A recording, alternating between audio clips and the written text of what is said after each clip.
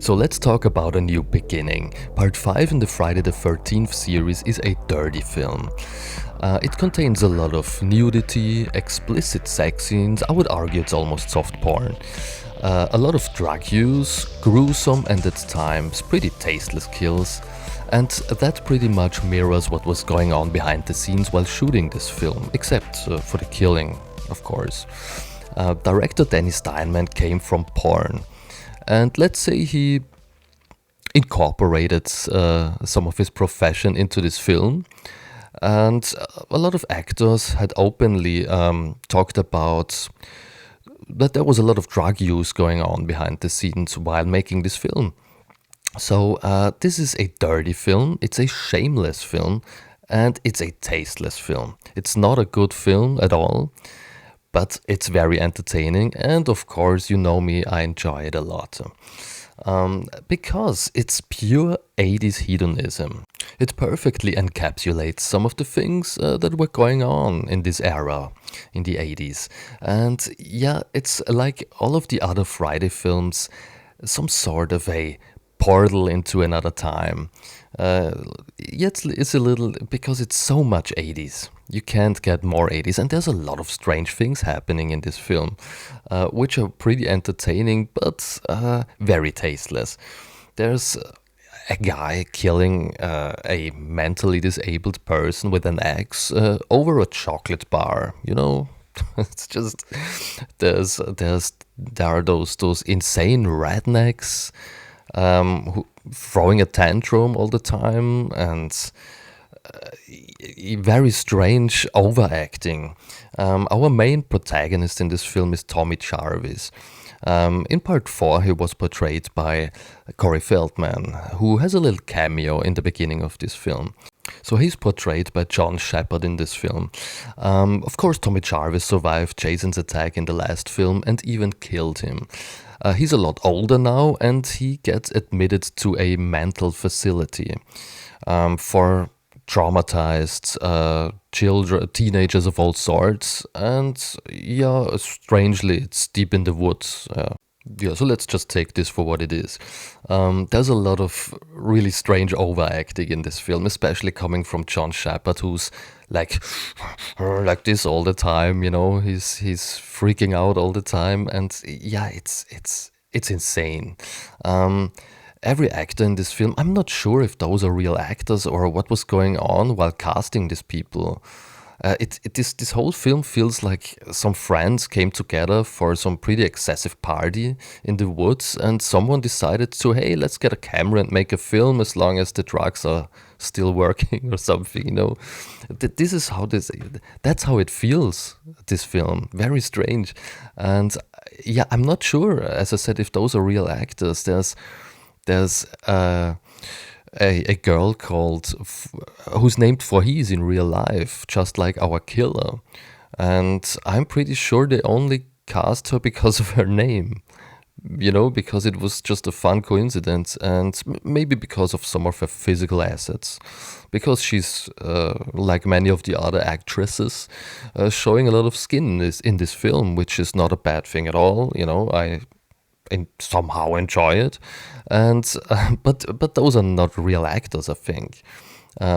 It's a lot of overacting. I mentioned those rednecks who are throwing tantrums and freaking out all the time, screaming and shouting and doing strange things in the kitchen. I'm not sure how to describe this. You have to see for yourself, because it's so strange. I really don't know how to talk about some of those things.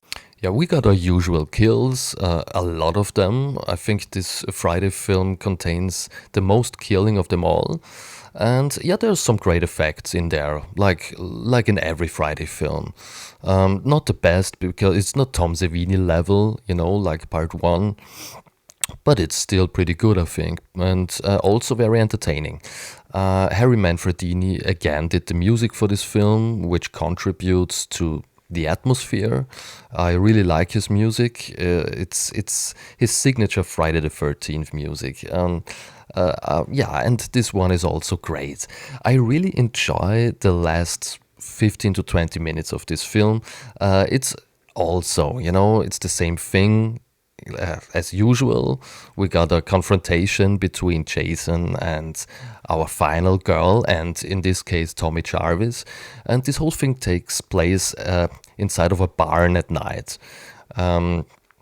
And it's a very atmospheric scene, and I love the whole scenery. I love the set piece, and I love some of the lighting and the atmosphere. And it's a great confrontation. It's a pretty entertaining fight scene, in the barn. And yeah, I think that's pretty well done. It's my favorite part of this film. I also enjoy Jason's death, falling to his death onto those spikes or whatever this is. Looks pretty cool. And yeah, turns out it isn't Jason in this film. And this was the big controversy among fans. It was some other guy just wearing Jason's mask. And he wanted to take revenge for the death of his mentally disabled son. Yeah, it's a bonkers twist because when you first see Jason's mask coming off, you don't even know who this guy is.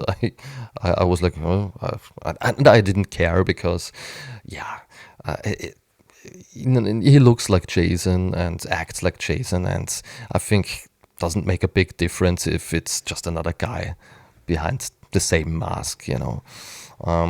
Only indication for the fact that it wasn't Jason was that the mask looked slightly different, and I remember, being curious when I first watched this film back in my childhood days because of those blue stripes on the mask. I was like, oh, there's something different, strange. Yeah, I was thinking about things like this all the day. What can I say? It's a strange, very insane film. It's a shameless and tasteless film.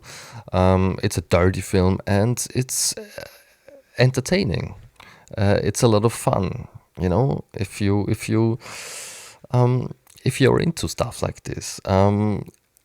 I am not sure if I was able to convince you to give this another try or to give this a try at all, but give it a chance. If you haven't seen it, you will have a great time because it's just so over the top, insane. And for that alone, it's a pretty good time. So if you haven't seen it, give it a chance. Enjoy it.